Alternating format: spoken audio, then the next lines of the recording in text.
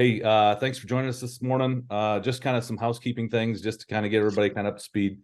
CI Chit Chat every Tuesday, 7:45 with Mitch and I, really kind of designed to kind of give everybody a high level understanding and an overview of maybe the current events, what's happening, what happened week over week, and then really giving you a chance to submit questions so that we can actually get you more informed as to what's happening. So without further ado, fire it up. I always want to start out carbon intensity 101, right? What is carbon intensity? I'm omitting some folks here too. Carbon intensity is the amount of energy that is put into every bushel of grain that's produced. So CI scoring, we're going to go in depth as to what that looks like.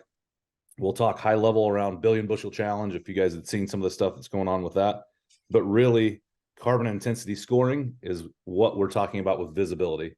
What's happening within the production today, and then how do we score that, and what does that look like long term? So that being said, Mitch, I'll let you kind of welcome yourself into this meeting discussion points. Anything that you have right at the top of mind? I know there was a couple from last week left over. Yeah, you bet. Yeah, with all this stuff, I mean, we want to just keep on getting your questions answered. And we know putting face to camera is going to be one of the easiest ways to do that, although we are running and gunning 100 mile an hour all the time, as I am again here today. And with all this stuff, the main thing, Chad, to your point is, if you want to be able to get paid for carbon intensity, you got to have the data. You got to know your number. You got to be able to back it up. The more real that it is, the more you can actually really get paid. That's going to be the crucial thing. Chad, I just got to the office, so why don't I actually head inside? If you've got a question kind of queued up for yourself, I've got a couple of key ones that I for sure want to get to today. Some key discussions that we've been having with farmers here throughout the last week. So, Chad, maybe you take a question or queue up some of the updates on billion bushel, and I'll be right back.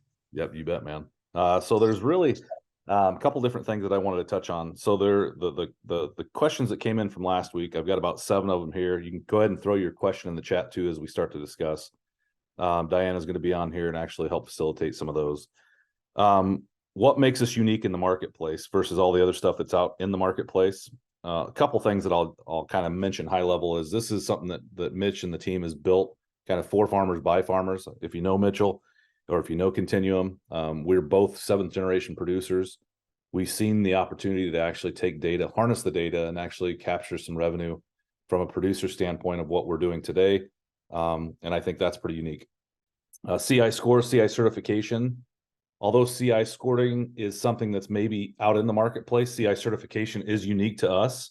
One of the questions that came in last week was, well, how do I get my CI score? And that's you would think that's pretty basic, but we didn't really do a good job outlining that. Very simply put, you can work with our dealer network. You can also go on to topsoil.ag and actually fill out your farm profile. Within 12, 15 minutes, you can actually generate your CI score by yourself. So it's kind of an easy way to do that. The other thing, I guess, to consider is, and it was kind of tied into the same thing, well, how do CI scores tie into new markets? Well, if you look at new markets, even though there's no subsidy today, there's a lot of talk about doing things the right way to be able to actually command a premium. What we are specifically talking about right now is CI scoring in terms of 45Z, the tax credits that's out there for biofuels. And so, again, that question, Mitch, was around like, it was more around 4-legged animals, right? Like, so, hey, I have, I have pigs or I have cattle.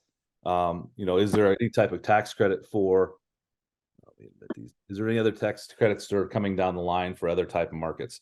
I think the high level overview, I'll give it over to you, Mitch, but the high level overview, it's not there today, but we see a lot of markets opening up and producers will lead that charge.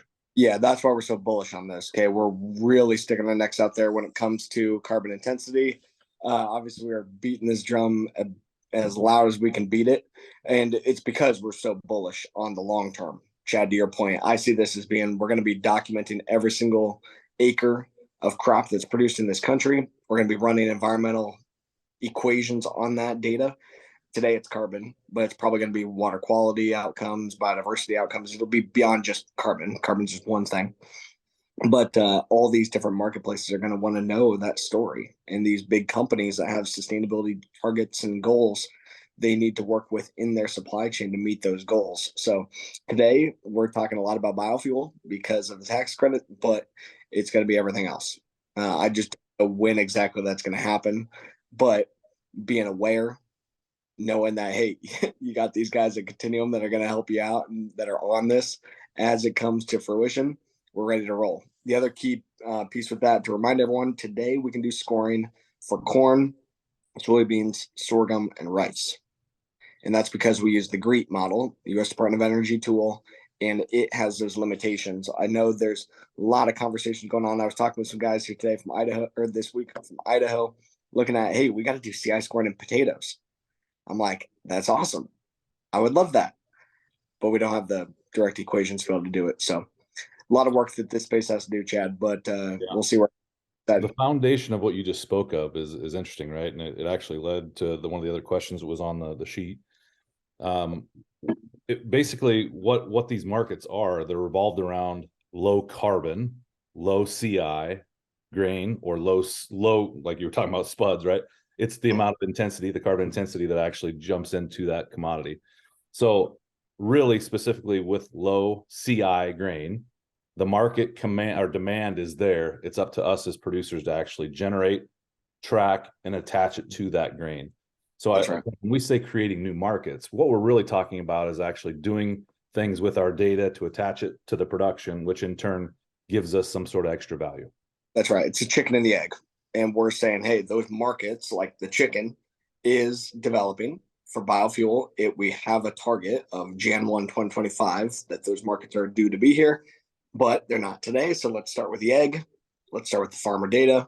Let's start putting these numbers together where you're in control and in position to get those rewards. So, all right, Chad, let's get to my question here, because I do have short time today. I apologize for everyone. I've got an advisory board meeting here at the top of the hour. And then heading to Mankato here this afternoon. So hopefully there's a couple folks on that we can hang out, and I'll be to Mankato around beer time here later today. So okay, crucial question here. Folks asking, can I be in other existing carbon programs or in different like private cost share programs and still do CI? Okay, and I'll name a couple names here. Number one, like Practical Farmers of Iowa. Number two, ADM. I love both of these groups.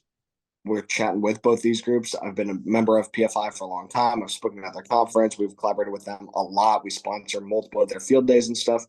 ADM as well. We sell grain to them. They're right up the road in Cedar Rapids. Good buddies with Theo. I'm actually supposed to be meeting up with him here today in Mankato. So I like both these things, but my concern is we don't know the exact rules yet on, can you be in a private carbon program and do carbon intensity? My concern is, to me, it is double counting, which means the practices that you're being paid for in those programs, namely plant to cover crop, is the same practices being utilized in carbon intensity.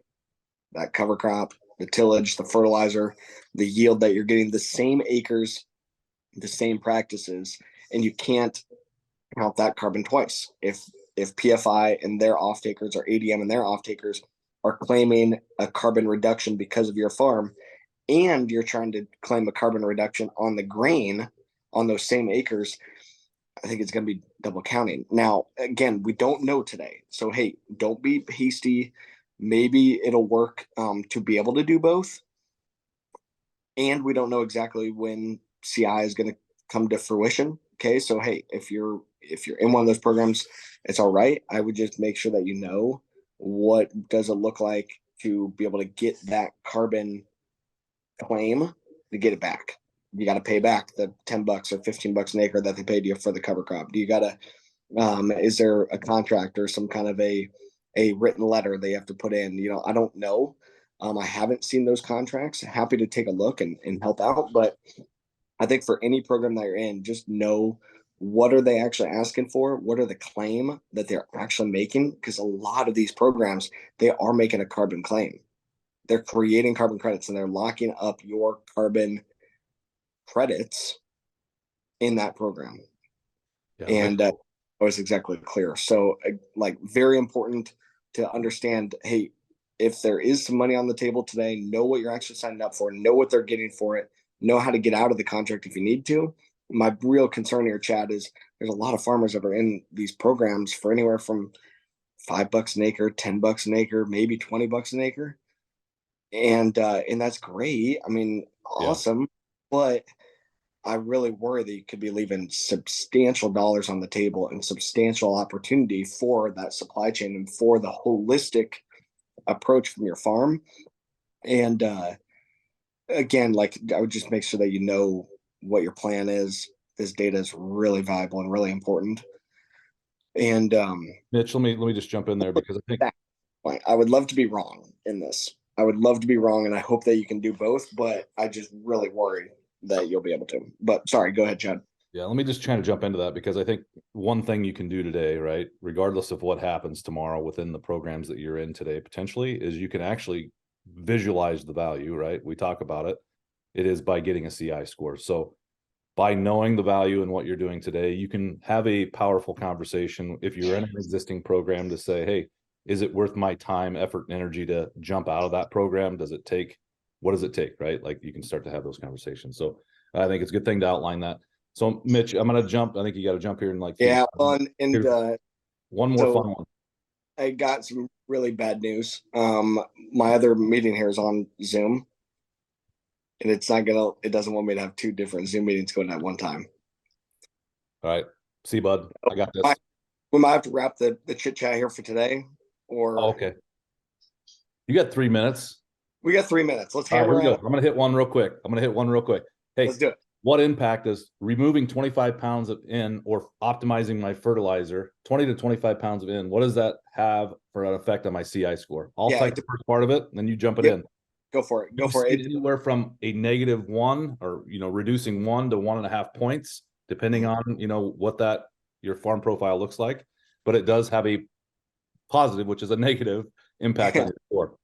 So That's right. You fill in the detail. That reduction of fertilizer helps your score, but improving your yield helps your score a lot of times even more. So if it was reduce fertilizer, maintain yield, or grow yield but maintain fertilizer, I would choose grow yield but maintain my fertilizer by using that biological, that stabilizer, that split application, what have you. All right, a final kind of thought. Apologize for one that I should have been on it a long time ago, and this is just kind of how my life is here sometimes, though, too. Quadruple booked, like, all the time. Yeah. Well, hey, if you need more information, we're going to do this again next Tuesday. We'll have the full session for you. If you want a one-on-one meeting, reach out to Mitch or I. We can actually set that up with you. Face-to-face, we're building out the dealer network. We're building out the Billion Bushel Challenge. Sorry for the abbreviated meeting this morning, but thanks all for your time. Great seeing you. Hopefully it was still good. A lot of material on our YouTube page and on the Topsoil podcast. Be sure to check those out. And we'll see you guys all next week. Thanks, guys.